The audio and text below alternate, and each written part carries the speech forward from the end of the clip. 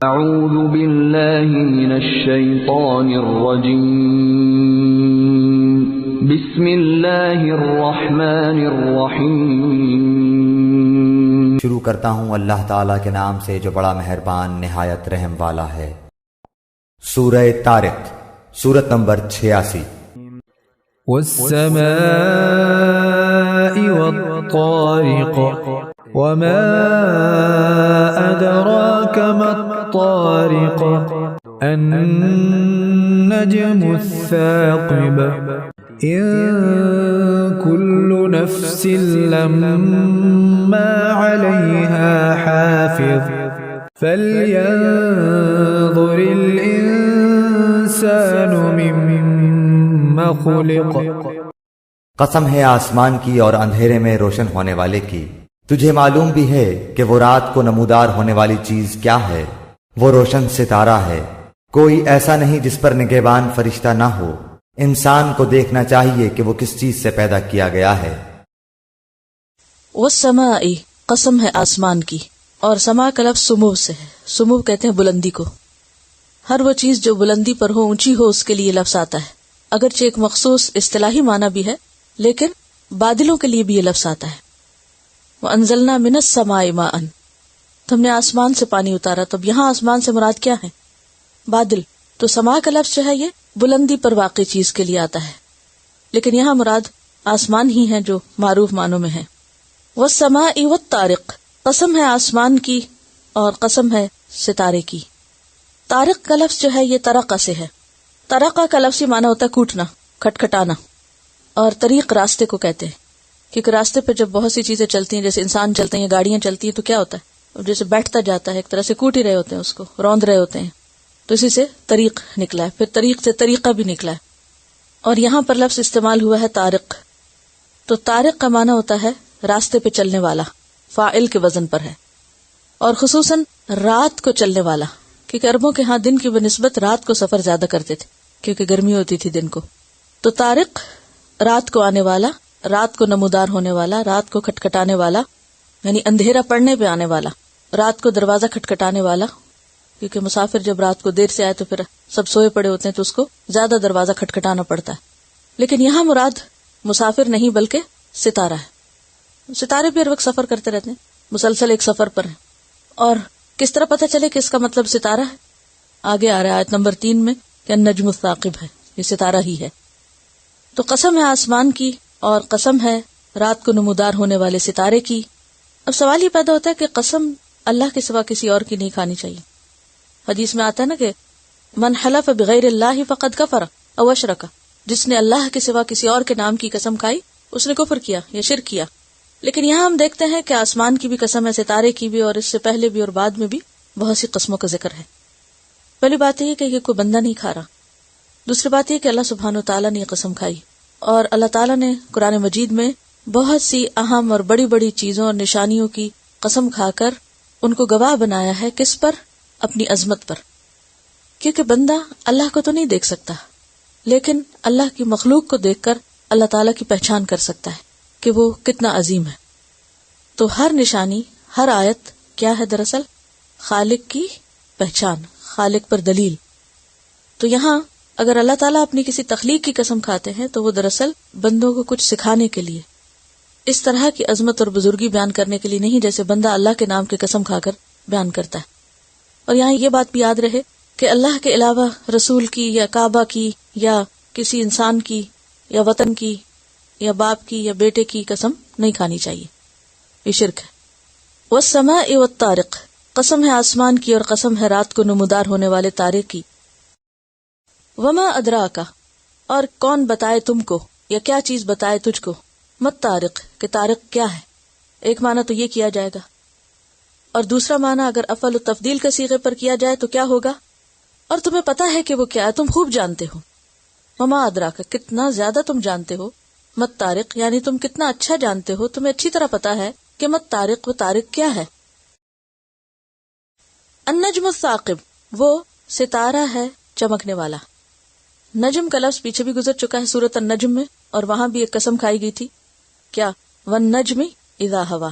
اور اسی طرح سورۃ الواقعہ میں بھی فلا اقسم بمواقع النجوم، اور الثاقب کا لفظ جو ہے یہ ثقب سے ہے، ثا قاف با، ثقبہ کا مطلب ہوتا ہے سوراخ کرنا۔ ستارہ بھی دراصل سوراخ کرتا ہے، کس طرح؟ اس کی روشنی اندھیرے کی دیوار میں یا اندھیرے کی چادر میں سوراخ کر کے ہم تک پہنچتی۔ جب رات ہوتی ہے تو ہم سب پر ایک چادر تن جاتی یا نہیں؟ ایسا لگتا ہے جیسے ایک شیٹ ہے، پوری بلینکٹ اوڑھ لیا ہے زمین نے اندھیرے کا۔ تو ستارے جو ہیں اس چادر میں سوراخ کر کے ہم تک پہنچ جاتے ہیں، اپنا وجود بتاتے ہیں روشنی کر کے۔ تو النجم الثاقب کا کیا مطلب ہوا؟ چمکنے والا ستارہ، یعنی سوراخ کرنے والا ستارہ، روشنی کرنے والا۔ اور یہاں النجم الثاقب آیا ہے، اور ایک دوسری جگہ پر کیا آتا ہے؟ شہاب ثاقب، اور شہب پیچھے گزر چکا ہے اور وہ شعلے کے لیے آتا ہے۔ یہ کون سا ستارہ ہے جس کی بات کی جا رہی ہے؟ کہا جاتا ہے کہ اس سے مراد زحل ہے یا سیٹرن ہے یا مارننگ سٹار، کیونکہ عربوں کے ہاں رات کے پچھلے پہر سخت اندھیرا ہو جاتا ہے نا، تو بالکل آخری پہر پہ جو ستارہ نکلتا تھا بہت ہی چمکدار ہوتا تھا اور سب اس کی طرف متوجہ ہوتے، تو اس کی طرف توجہ دلائی جا رہی ہے، یعنی وہ نوٹسبل ہے۔ اور رات کو سفر کرنے والے مسافر خاص طور پر لک فارورڈ کرتے تھے اس ستارے کو۔ اور ستاروں کے کام ہم قرآن مجید میں 2-3 پڑھ چکے ہیں۔ نمبر 1 راستہ دکھانا، نمبر 2 آسمان کی خوبصورتی، اور نمبر 3 شیطانوں کو مار بھگانے کا ذریعہ، یعنی قرآن مجید کی حفاظت کے لیے شیاطین کو الگ رکھا جاتا تھا، یعنی الگ کر دیا جاتا تھا ان کے ذریعے۔ تو اللہ تعالیٰ عموماً ایسی چیزوں کی قسم کھا کر، ایسی چیزوں کو سامنے لا کر ان کی طرف انسانوں کی توجہ دلا کر بات سمجھاتے ہیں کہ جو چیزیں واقعی انسان نوٹس کرتا ہے۔ یعنی آسمان پر اگر بہت سارے ستاروں کو انسان نہیں بھی دیکھتا تو یہ جو زیادہ چمکنے والا ستارہ ہے، اور خاص طور پر اگر آپ رات کے پچھلے پہر اس ستارے کو دیکھیں تو یہ سب کی توجہ اپنی طرف مبذول کرتا ہے۔ تو اس ستارے کی طرف متوجہ کیا گیا ہے کہ دیکھو کہ یہ ستارہ کون نکالتا ہے۔ والسماء والطارق وما ادراک ما الطارق النجم الثاقب۔ نگہبان سے مراد خود اللہ تعالیٰ کی ذات ہے، جو زمین و آسمان کی ہر چھوٹی بڑی مخلوق کی دیکھ بھال اور حفاظت کر رہی ہے، جس کے وجود میں لانے سے ہر شے وجود میں آئی ہے، جس کے باقی رکھنے سے ہر شے باقی ہے، جس کے سنبھالنے سے ہر شے اپنی جگہ سنبھلی ہوئی ہے، اور جس نے ہر چیز کو اس کی ضروریات بہم پہنچانے اور اسے ایک مدت مقررہ تک آفات سے بچانے کا ذمہ لے رکھا ہے۔ اس بات پر آسمان کی اور رات کی تاریکی میں نمودار ہونے والے ہر تارے اور سیارے کی قسم کھائی گئی ہے۔ النجم الثاقب کا لفظ اگرچہ لغت کے اعتبار سے واحد ہے، لیکن مراد اس سے ایک ہی تارہ نہیں بلکہ تاروں کی جنس ہے۔ یہ قسم اس معنی میں ہے کہ رات کو آسمان میں یہ بے حد و حساب تارے اور سیارے جو چمکتے ہوئے نظر آتے ہیں، ان میں سے ہر ایک کا وجود اس امر کی شہادت دے رہا ہے کہ کوئی ہے جس نے اسے بنایا ہے، روشن کیا ہے، فضا میں معلق رکھ چھوڑا ہے، اور اس طرح اس کی حفاظت و نگہبانی کر رہا ہے کہ نہ وہ اپنے مقام سے گرتا ہے، نہ بے شمار تاروں کی گردش کے دوران میں وہ کسی سے ٹکراتا ہے، اور نہ کوئی دوسرا تارہ اسے ٹکراتا ہے۔ عالم بالا کی طرف توجہ دلانے کے بعد اب انسان کو دعوت دی جا رہی ہے کہ وہ خود ذرا اپنی ہستی ہی پر غور کر لے کہ وہ کس طرح پیدا کیا گیا ہے۔ کون ہے جو باپ کے جسم سے خارج ہونے والے اربوں جرثوموں میں سے ایک جرثومے اور ماں کے اندر سے نکلنے والے بکثرت بیضوں میں سے ایک بیضے کا انتخاب کر کے دونوں کو کسی وقت جوڑ دیتا ہے اور اسے خاص انسان کا استقرار حمل واقع ہو جاتا ہے؟ پھر کون ہے جو استقرار حمل کے بعد سے ماں کے پیٹ میں درجہ بدرجہ اسے نشو و نما دے کر اسے اس حد تک پہنچاتا ہے کہ وہ ایک زندہ بچے کی شکل میں پیدا ہو؟ کون ہے جو رحم مادر ہی میں اس کی جسم کی ساخت اور اس کی جسمانی و ذہنی صلاحیتوں کا تناسب قائم کرتا ہے؟ پھر کون ہے جو پیدائش سے لے کر موت کے وقت تک اس کی مسلسل نگہبانی کرتا رہتا ہے، اسے بیماریوں سے بچاتا ہے، حادثات سے بچاتا ہے، طرح طرح کی آفات سے بچاتا ہے، اس کے لیے زندگی کے اتنے ذرائع باہم پہنچاتا ہے جن کا شمار نہیں ہو سکتا، اور اس کے لیے ہر قدم پر دنیا میں باقی رہنے کے وہ مواقع فراہم کرتا ہے جن میں اکثر کا اسے شعور تک نہیں ہوتا، کجا کہ وہ انہیں خود فراہم کرنے پر قادر ہو۔ کیا یہ سب کچھ ایک خدا کی تدبیر اور نگرانی کے بغیر ہو رہا ہے؟ خلق من ماء دافق يخرج من بين الصلب والترائب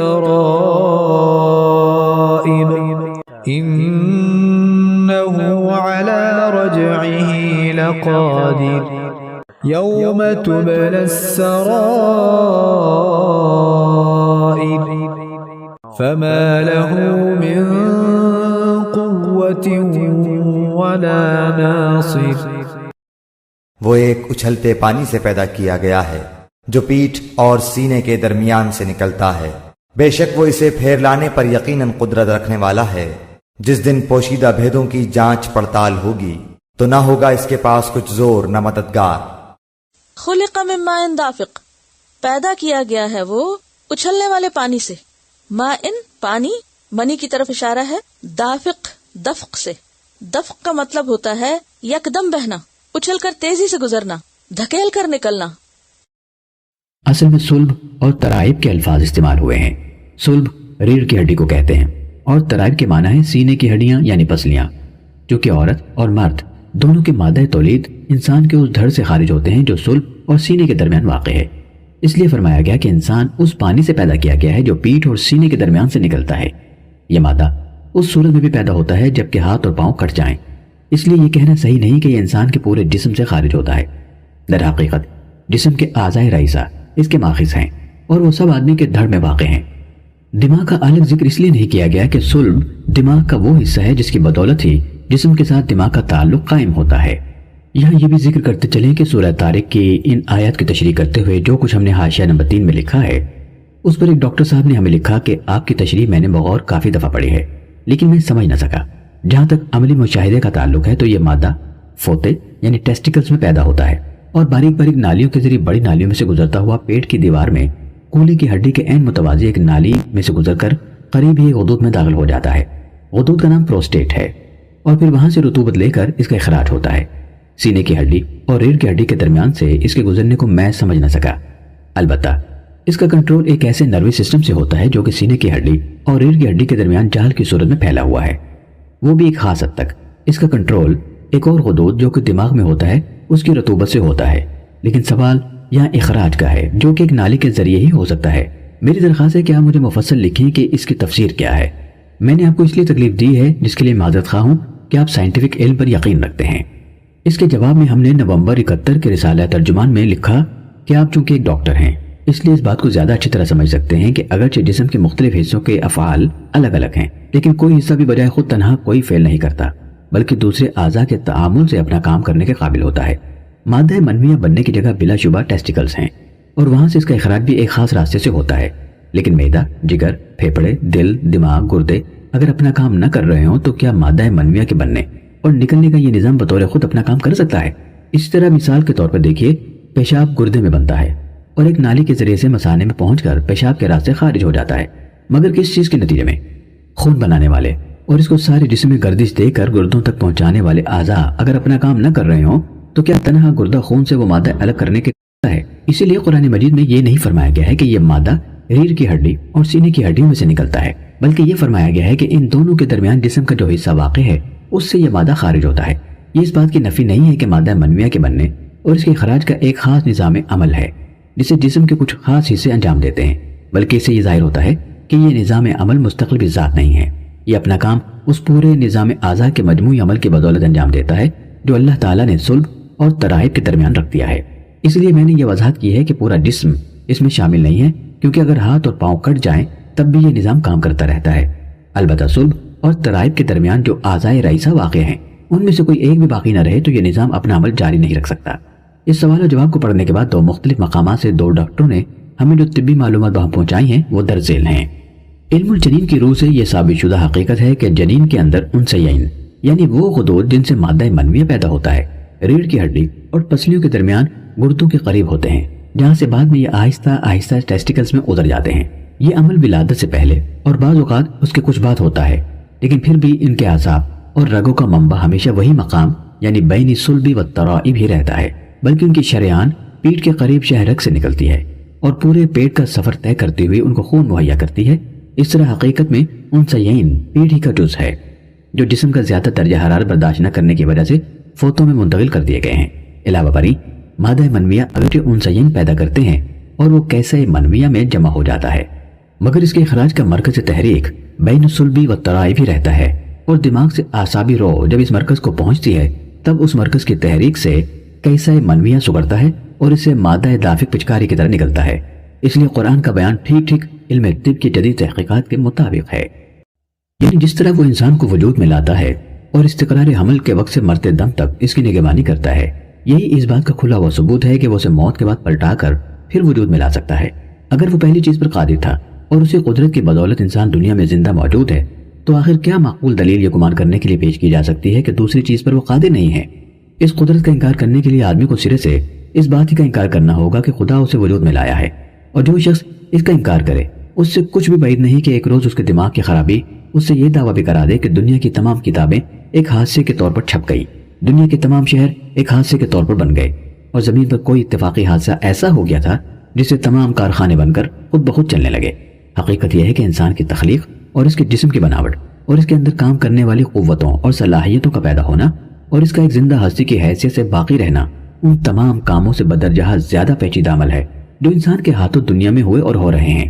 اتنا بڑا پیچیدہ عمل اس حکمت اور تناسب اور تنظیم کے ساتھ اگر اتفاقی حادثے کے طور پر ہو سکتا ہو تو پھر کون سی چیز ہے جسے ایک دماغی مریض حادثہ نہ کہہ سکے؟ پوشیدہ اسرار سے مراد ہر شخص کے وہ اعمال بھی ہیں جو دنیا میں ایک راز بن کر رہ گئے، اور وہ معاملات بھی ہیں جو اپنی ظاہری صورت پہ تو دنیا کے سامنے آئے مگر ان کے پیچھے جو نیتیں اور اغراض اور خواہشات کام کر رہی تھی اور ان کے جو باطنی محرکات تھے ان کا حل لوگوں سے چھپا رہ گیا۔ قیامت کے روز یہ سب کچھ کھل کر سامنے آ جائے گا، اور جانچ پڑتال صرف اسی بات کی نہیں ہوگی کہ کس شخص نے کیا کچھ کیا، بلکہ اس بات کی بھی ہوگی کہ کس وجہ سے کیا، کس غرض اور کس نیت اور کس مقصد سے کیا۔ اسی طرح یہ بات بھی ساری دنیا سے حتیٰ کہ خود ایک فعل کرنے والے انسان سے بھی مخفی رہ گئی ہے کہ جو فعل اس نے کیا اس کے کیا اثرات دنیا میں ہوئے، کہاں کہاں پہنچے اور کتنی مدت تک چلتے رہے۔ یہ راز بھی قیامت ہی کے روز کھلے گا، اور اس کی پوری جانچ پڑتال ہوگی کہ جو بیج کوئی شخص دنیا میں بو گیا تھا اس کی فصل کس کی شکل میں کب کب کٹتی رہی اور کون کون اسے کاٹتا رہا۔ فما لہو، پس نہیں اس کے لیے، کس کے لیے؟ اس انسان کے لیے جس کے بھید کھل رہے ہوں گے، جس کے راز باہر آ رہے ہوں گے، اس کے پاس من قوتن، قوت میں سے کوئی قوت نہیں ہوگی، کچھ بھی قوت نہیں ہوگی اس کے پاس، کوئی اس کی طاقت نہیں ہوگی، ولا ناصر، اور نہ کوئی مددگار ہوگا، نہ اپنے پاس کوئی طاقت ہے اور نہ کوئی اور طاقت والا ہے کہ وہ آ کے آپ کو مدد دے۔ دنیا میں کیا ہوتا ہے کہ اگر انسان کو ایسی کوئی سچویشن پیش آئے تو بعض اوقات خود اس چیز کو کور کر دیتا ہے، اور بعض اوقات کسی اور کو بلا کے اس سے مدد لے لیتا ہے۔ مثلا آپ کے جسم کا کپڑا ہٹ گیا ہے، اگر آپ کو اپنا ہاتھ نہیں پہنچتا آپ کسی کہتے ذرا یہ میری فلاں کپڑے کو کھینچ دو تاکہ یہ میرا کمر جو ہے وہ کور ہو جائے یا ٹانگ جو ہے وہ کور ہو جائے۔ مطلب بندہ بعض اوقات بیمار ہوتا ہے نا، خود نہیں پہنچ سکتا، ہاتھ نہیں پہنچتے کچھ، تو دوسرا آ کے ڈھانک دیتا ہے، چھپا دیتا ہے۔ لیکن کل قیامت کے دن جب راز کھولے جائیں گے نا دلوں کے، نفرتیں اور منافقتیں، تو اس وقت نہ انسان اسے خود ڈھانپ سکے گا اور نہ ہی کوئی اور آ کے اسے چھپا سکے گا، سب کچھ عیاں ہو جائے گا۔ یوم تبلی السرائر فما لہ من قوت، کسی قسم کی کوئی قوت، ولا ناصر، اور نہ ہی کوئی مددگار۔ پیچھے آپ نے پڑھا نا، یوم لا تملک نفس لنفس شیئا والامر یومئذ للہ، ساری قوت اللہ کے پاس ہوگی، کسی انسان کے ہاتھ میں کچھ نہ ہوگا۔ سورۃ الحق میں بھی آتا ہے یومئذ تعرضون لا تخفی منکم خافیہ، جس دن تم پیش کر دیے جاؤ گے، عرض کا مطلب تو پیش کرنا، سامنے لا کے رکھ دیے جاؤ گے، کوئی چھپنے والی چیز، خافیہ یعنی چھپ جانے والی، کوئی چھپ جانے والی چھپ نہ سکے گی، کہیں بھی انسان اسے ڈھانپ نہیں سکے گا۔